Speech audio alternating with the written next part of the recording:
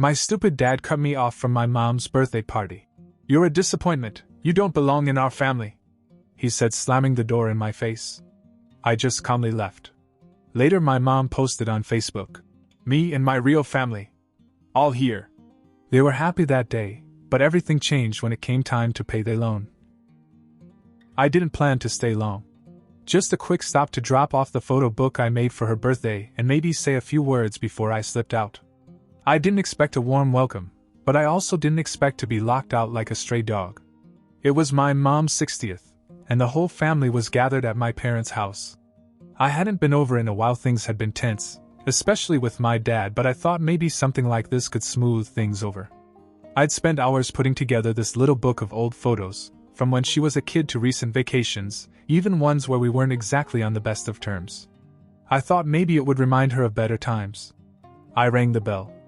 I could hear people laughing inside, music playing softly, the kind of noise you hear when people are pretending that everything is perfect. Then the door opened. My dad was standing there, wearing a sweater I bought him 3 Christmases ago. He looked at me like I was a Jehovah's Witness selling vacuum cleaners. He didn't even blink. "You are a disappointment. You have no place in our family." And he slammed the door in my face. I didn't knock again. I just turned around, walked down the stairs, got in my car and drove away. Didn't cry. Didn't scream. I'd seen enough of his temper over the years to know there was no point. Later that night, out of habit, I checked Facebook. I wished I hadn't. There was a photo of everyone, literally everyone, standing behind this giant cake shaped like a bouquet of roses. My Aunt Brenda. Cousin Matt, who hadn't been to a family event since his DUI. Even Kyle, my younger brother, who was supposedly still mad at Mom for cutting him off 2 years ago. All of them grinning like it was the happiest day of their lives. The caption read, "Me and my real family. Everyone is here." That hit harder than the door. I didn't comment. I didn't message her. I didn't even tell my girlfriend. I just let it sit there, like a rotten smell you can't find the source of. And I would have left it alone. I swear I would have. But a few days later, I got some mail. An official-looking envelope from the credit union. At first I thought it was junk, but when I saw the address, my parents' address, with my name at the bottom, I remembered. Years ago, I had co-signed a loan for them when they were trying to renovate the kitchen. It seemed like a nice thing to do at the time. They didn't have good credit. I did. I figured we were family. That's what you do. Apparently, they'd stopped paying 3 months earlier. It was a notice of default. If they didn't start paying again, the bank was going to come after both of us. My name was on it too. I sat there staring at the letter, thinking about the cake, the smiling faces, the slammed door, and that sentence. "Me and my real family." I folded the paper and put it back in the envelope. Then I poured myself a drink and started to think. Not about the money. About revenge. I didn't rush into anything. I'm not the kind of guy who turns over a table the second something goes sideways. I sat with it. 4 days. I kept the envelope in my jacket pocket, carrying it around like a cursed souvenir. My girlfriend found it in the laundry one night and asked me what it was. I just said it was nothing important. She didn't press me. The next week I got another letter. This one was worse. It had numbers. Big ones. Missed payments, accruing interest, a warning of legal action. I could feel my stomach turning. The loan was still in both of our names. If they defaulted, my credit would go up in flames too. I knew exactly what they were doing, just assumed I'd take the hit, clean up the mess, keep quiet. And frankly, I almost did. But then something unexpected happened. I got a message on Instagram from my cousin Lauren. We hadn't spoken in probably a year. The last time I saw her, she was yelling at my dad at Thanksgiving for making fun of her job. I thought she'd cut everyone off, but now she was reaching out to me like nothing had happened. "Hey, are you okay?" I replied with a question mark. She called me right away. She said she'd been to the party. That she saw how everyone acted like nothing had happened, even though someone mentioned that I wasn't invited. That when she asked about me, my mom said, "He made his choice." Lauren said that didn't sit right with her. She didn't know about the loan. When I told her, she was silent for a long time. Then she asked me if I knew about the house. What house? It turned out that a few weeks before the party, my parents had put up their house as collateral for a second loan. Not just any loan one they took out to cover the payments on the first one. They were spiraling. And no one knew. Except maybe Kyle. I asked her how she found out, and she said she overheard Aunt Brenda and my mom talking about it in the kitchen that night when they thought no one else was around. They're in deep, she said. And they're acting like everything's fine. That's when it clicked. This wasn't just about me anymore. They weren't just cruel, they were desperate. And stupid. And sloppy. And most of all, they were vulnerable. So I started planning. I didn't want to ruin them. I just wanted them to feel it. To feel what it's like when someone you count on walks away. I went to the bank that weekend. I asked what would happen if I took my name off the loan. The guy gave me this long-winded explanation about liability, contract terms, joint contracts basically. I couldn't just back out. Not unless the other party refinanced in their own name. So I asked him what would happen if they defaulted. If I stopped paying too. He told me they'd come after both of us. But mostly me. Because I had the better job. The better credit. It was just what I needed to hear. I went home, made a pot of coffee, and started typing a letter not to my parents, but to everyone they cared about. My aunts. My uncles. My cousins. Even their church friends. A polite, calm, carefully written letter explaining what they'd done, what they owed, and what they'd said to me the night they slammed the door. I never sent it. But I made sure they knew I had it. The thing about revenge is that once it starts working, it doesn't feel like revenge anymore. It feels like gravity. Natural. Automatic. Like something you're not even controlling, you're just watching it fall into place. The photo I posted to my Instagram story didn't even need context. Just a letter from the bank, the words, "Co-signed with love, smiley face," typed in the corner. I blurred out their address, but made sure the credit union's name was visible. Just enough for anyone who knew her to connect the dots. It took hours, not days. The first message was from Aunt Teresa. Just 5 words, "Is this real, Hubert? Please." Then came Uncle Gary. "Hey, is everything okay with your parents?" That was followed by 3 missed calls from numbers I didn't recognize. I didn't answer any of them. I didn't need to. The damage had already been done. What I didn't expect was a text from Kyle. "Why would you do that? You don't know what's going on. You're just making things worse." That got to me. Not because he was defending her, but because I realized something he didn't know either. They hadn't just kept secrets from me. They'd kept him in the dark, too. So I called him. He answered quickly, as if he'd been waiting. I didn't yell or accuse. I just asked, "Did you know about the second loan?" Silence. Then he said, "No. Dad told me they were caught up." He sounded tired. Like someone who had just realized how deep the water was. I asked him if he'd ever signed anything. He hadn't. That was the key. They just looped me in. The kid they used to call. The reliable one. 2 days later, I got a voicemail from my dad. He tried to sound calm, but it was forced. He said, "Let's sit down and talk like adults." He didn't apologize. He didn't mention the loan or the job or anything real. He just wanted to clear the air. I didn't respond. The next morning I found a thick envelope slipped under my apartment door. My name scribbled on the front. No return address. Inside was a stack of photocopied checks, notes, receipts. I flipped through them, confused at first. Then I saw the handwriting. Aunt Brenda's. It turned out she'd been loaning my parents money for years, small amounts at first, then larger ones, with scribbled IOUs, and promises that this will be the last time. The last one was just 2 weeks before the party. She tucked a note in the back of the envelope. Not long, just a few lines. "I didn't know they were dragging you into this. If I had, I wouldn't have kept quiet. Use this if you have to. I'm done covering for them." I just stared at the note for a while. Brenda's handwriting was always neat, like a school teacher's. She'd always been the family peacekeeper. For her to walk away? That meant something. And just when I thought that was the biggest surprise of the week, the doorbell rang. It was my mom. I watched her from the window before I answered. She was standing there with that look that was hard to read. Not angry. Not smug. Just flat. Like all the performance had finally drained out of her. I opened the door. She didn't wait for an invitation. She just walked in, holding a small shopping bag and a folder under her arm. She said she wasn't here to apologize. She just wanted to explain. I didn't say anything. I let her talk. She told me things I never knew.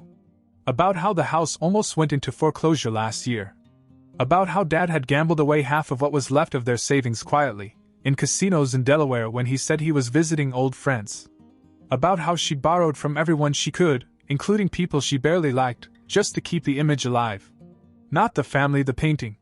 They couldn't stand the thought of anyone seeing how badly they'd screwed up. So they made me the villain. It was easier. Cleaner. I was already distant. Already critical. Already stubborn. She said she regretted everything. I hadn't said a word when she handed me the folder. Inside were signed papers. A loan refinancing without my name on it. She said they had talked to the bank. That they'd used money from a CD she'd hidden from Dad to pay down the balance enough to refinance in her name alone. I asked her why. She said Brenda showed her the photo I had posted. That Brenda had told her she was done. That Lauren had called her in tears. That it wasn't just about money anymore. It was about legacy. And she was about to lose it all. So she decided to stop pretending. As she turned to leave, she handed me the bag. Inside was the photo book I had made for her birthday. Untouched. Still wrapped. And underneath a note. No dramatic apology. Just one line. You were never the disappointment. We were. I didn't open the photo book again. I knew every page by heart. I'd spent hours putting it together, scanning old prints, cropping out backgrounds, choosing the best shots from birthdays, vacations, even one from the time we were stranded at the airport in Detroit. It was supposed to be a reminder of everything we'd been through. Now it just felt like a report card to a teacher who didn't care. The refinanced loan was a clean break. My name was gone. My credit was safe. But the strangest thing was how quiet it all got after that. No more calls. No more texts. Even Kyle stopped sending me messages. It was like once the problem was fixed, they thought everything was done. But I wasn't done. Because somewhere underneath the relief, I still had that cold, bitter knot in my chest. I kept thinking about that door slamming. About how easy it was for them to say I didn't belong. And then smiling in a Facebook post that same night like nothing happened. Things like that don't go away. So I started ignoring them. Not in a loud, dramatic way. Just no replies. No replies. Christmas came and went, I didn't show up. They sent a card. I sealed it. My birthday came and went. A text came from my father, just a dry "Happy birthday, son." I deleted it. They weren't trying anymore. Not really. It was like they thought fixing the loan would fix us. But then something changed. Around March, I got an email from an address I didn't recognize. The subject line read, "Important decision we have made." Inside was a PDF attachment and a short message. "We want you to know we're not just saying sorry. We're doing something about it. No pressure to respond. But this is yours if you want it." I didn't open it at first. I stared at the email for a whole day. Something about it made me uneasy. They'd already surprised me once by showing up at my door. I didn't trust sudden acts of generosity. But curiosity wins out in the end. It always does. I opened the PDF. It was a copy of a new will. A legal document. Signed. Notarized. My name was back. I was listed as sole heir to the house. The car. The savings. Everything. Kyle wasn't even mentioned. I stared at the screen, blinking. Then I texted him. "Did you know about the will?" He replied immediately. "They told me yesterday. I told them to do what they had to do. I'm not angry. I think you deserve it more than I do." I didn't know how to take it. I expected resistance. A fight. Maybe a bitter paragraph about me being manipulative. But instead, just acceptance. Calm. Even supportive. Then, 2 days later, something else happened. I came home and found a white envelope taped to my door. No name on the outside. Just, "Read me." Inside was a cashier's check. For $8,000. A note was taped to it. "This is the total of your missed loan payments from the time you were under contract. We added interest. You shouldn't have had to take any of this. We're sorry." No signature. But I didn't need one. It was from both of them. That was the moment something broke in me, not with anger, not with guilt, but with quiet disbelief. After everything, after pushing me out, humiliating me, using me. Now they were trying. Really trying. And for the first time since the door had slammed in my face, I began to think that maybe I could come back. But not yet. Not just like that. I needed more. Not money. Not promises. I needed to see who they were when no one was looking. So I tested them. I didn't cash the check. I didn't even take it to the bank. I left it in a book on my shelf, between pages I hadn't opened in years. It wasn't about the money anymore. I wanted to see how far they'd go without hearing from me. Without being told what to do. Without knowing if they would succeed at all. That was the test. The first thing they did was show up again together this time. On a Saturday morning, out of the blue. I saw them through the peephole, standing awkwardly with a reusable grocery bag between them. My mom knocked, then waited. My dad didn't look up. He stared down at the sidewalk as if he wanted to be somewhere else. I didn't open the door.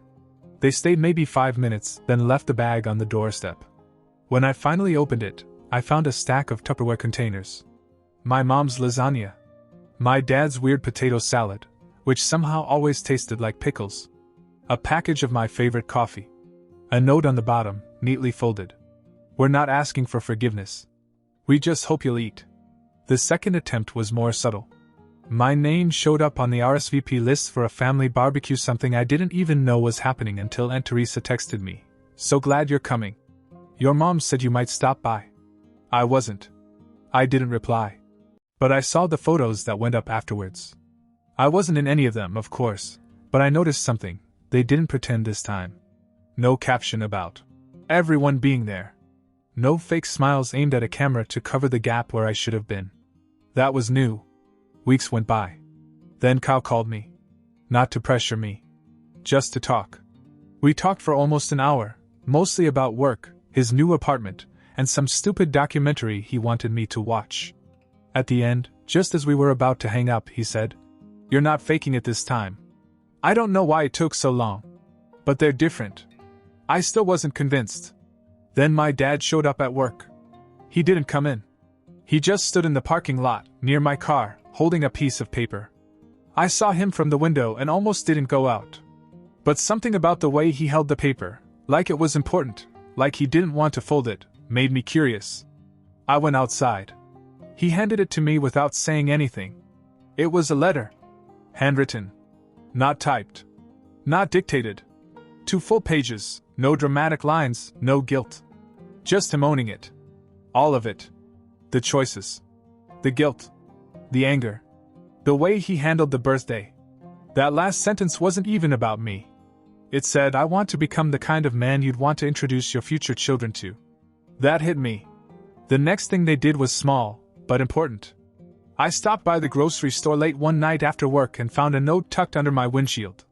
Folded into a square, stuck under the windshield wiper. "Saw you in the parking lot. Didn't want to interrupt. Just glad you're okay. Mom." They'd seen me, and instead of forcing a moment, they left me alone. I began to wonder if maybe that meant more than any apology ever could. I still didn't call. But the wall I'd built around me? It was starting to crack. Update 1. It started with a voicemail. Not one I was expecting, not even from my parents. It was from my cousin Lauren. She said they were planning a family dinner, just the cousins and some of the aunts. No pressure. No agenda. Just food, some drinks, maybe cards afterwards. She said my name had come up and everyone agreed they'd like to see me. I didn't say yes right away. I listened to the voicemail twice, then let it go. A week passed. Then I showed up. Lauren's house hadn't changed, still the smell of cinnamon and furniture polish, still the same painting of a boat on the wall that's never been near water. Everyone was already there. Kyle saw me first and just gave that half smile, the kind that doesn't try too hard. That was enough. No one made a big deal. No one brought up the past. For 2 hours it felt normal. Like nothing had exploded. Like there hadn't been a slammed door or a Facebook caption or thousands of dollars in debt hanging over our heads. But then, around dessert, Lauren leaned over and whispered that my parents were waiting outside. I don't know what I felt at that moment, anger, curiosity, nerves, but before I could even decide, the back door opened. And there they were. My dad was holding a box. My mom had this worried look on her face, like someone who's brought the wrong dish to a potluck. But they didn't say anything big. They just came in like they didn't want to be the center of attention. He handed me the box and said, "We thought it's time." Inside were things I hadn't seen in years. My high school yearbooks. A baseball I'd caught at a Phillies game when I was 12. Old birthday cards they'd saved, including one from my grandfather with a $10 bill still in it. They'd saved everything. I didn't say much. Just nodded. I think that was enough for them. We ate. We laughed. We even played a few hands of poker. Dad still cheats, by the way. And by the end of the night, it was just the three of us left at the table, sipping coffee long after everyone else had gone home. Before they left, my mom reached into her purse and handed me a folded piece of paper. It was a receipt for a donation they had made in my name to a local shelter where I volunteered in college. She said, "We thought it might mean more than flowers or another apology." It did. I walked her to her car. We didn't hug. No tears. No dramatic music playing in the background. But before they pulled away, my dad looked at me and said something I never thought I'd hear. "We're proud of you, Hubert. We really are." And for the first time in a long time, I believed him. Final update 2. It was supposed to be a 5-minute pause. Kyle had left his wrench set in my trunk after helping me move a bookcase, and since I happened to be in the area, I figured I'd just drop it off. No need to go in. No conversations. No weird tension. As I pulled into the driveway, I noticed the porch looked different. Cleaner. Brighter. Then I saw my dad kneeling on the porch with a drill in one hand and a board of wood balanced on his knee.